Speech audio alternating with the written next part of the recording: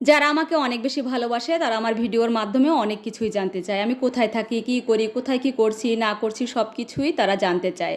তো অনেক কমেন্ট জমে থাকে এরকম ভালোবাসার কমেন্টগুলো, যে কমেন্টগুলোর উত্তর না দিলে আসলে মনের ভিতরে একটু ভালো লাগে না, শান্তি লাগে না। আসলে সব কমেন্টের উত্তর সবসময় দেওয়ার সময় হয়ে ওঠে না। বড় ভিডিও না হলে উত্তরগুলো দিতেও অনেকটা কষ্ট হয়ে যায়, আর বড় ভিডিও মেক করে দেওয়াও অনেক কষ্ট হয়ে যায়। এই ভিডিওতে কমেন্ট ছিল, দিদিভাই আমি কত জোড়া জুতো কিনেছি, এই দোকানটা কোথায়, তারপর পছন্দের জুতো পেলাম কিনা, আর কি আমি ফ্রি প্রমোশন করলাম কিনা, আরও অনেক অনেক কমেন্ট থাকে যেগুলোর উত্তর আমি ঠিক সময় দিয়ে উঠতে পারি না। আসলে অসংখ্য ধন্যবাদ, অনেক অনেক ভালোবাসা সবাইকে। তো হ্যালো এভরিওয়ান, ওয়েলকাম করছি আমার আর একটা ভিডিওতে। আশা করি সবাই অনেক অনেক ভালো আছো, আমিও ভালো আছি। দেখতে পাচ্ছ এই যে গোপালগঞ্জের একদম পোস্ট অফিসের মোড়ে মডেল স্কুলের কেবলই দক্ষিণ পাশে এই দোকানটা, এপের পাশে। এই দোকানটার নাম হচ্ছে কেএফসি স্টাইল জোন। আসলে এই দোকানটা ভালো লেগেছিল, তাই ওনার কাছ থেকে অনুমতি নিয়েই আমি দোকানটার ভিডিও করেছিলাম এবং ফ্রি প্রমোশনই করেছি বলতেই পারো।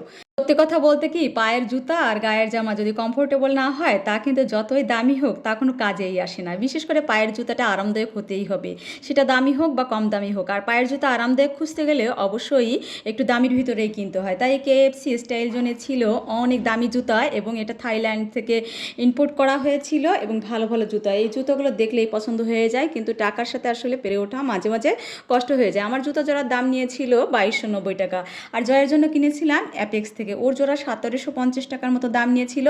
আর ঐশীর কথা কি বলবো, ঐশীর এটা ছিল দ্বিতীয় দিন জুতো দেখার পালা। আমি যেদিন কিনেছি কেএফসি থেকে, ওই দিনকে ওর পায়ের কোনো জুতা লাগেনি। মূলত ওর জন্যই জুতো কিনতে যাওয়া। তারপর ভাবলাম যদি আমার একটা পছন্দ হয়ে যায়।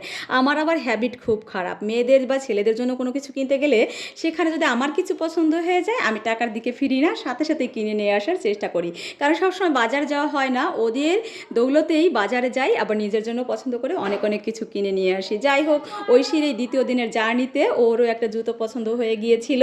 এদিন ছিল 14 তারিখ, তাই বাটাতে 14% ডিসকাউন্ট ছিল। 1750 টাকার মতো মেবি ওর জুতাটার দাম ছিল, সেখান থেকে ডিসকাউন্ট দিয়েছিল 14%। তারপরেই ওর পায়ের একটা জুতো যাই হোক পছন্দ করে কিনে নিয়েছি। আর জুতো আর ভ্যানিটি ব্যাগের ক্ষেত্রে আমার কাছে সবসময় মনে হয় কালোটাই বেস্ট।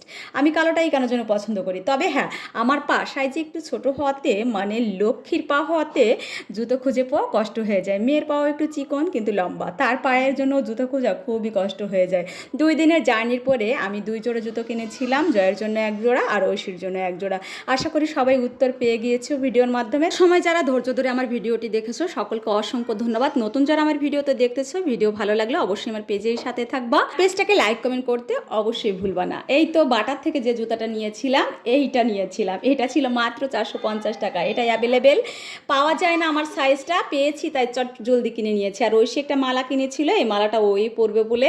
আমার আবার এই ধরনের মালা একদম পছন্দ হয় না। আর এটা ছিল ফাইনালি ঐশীর জুতা। কেমন লাগলো কেনাকাটা অবশ্যই জানাবে।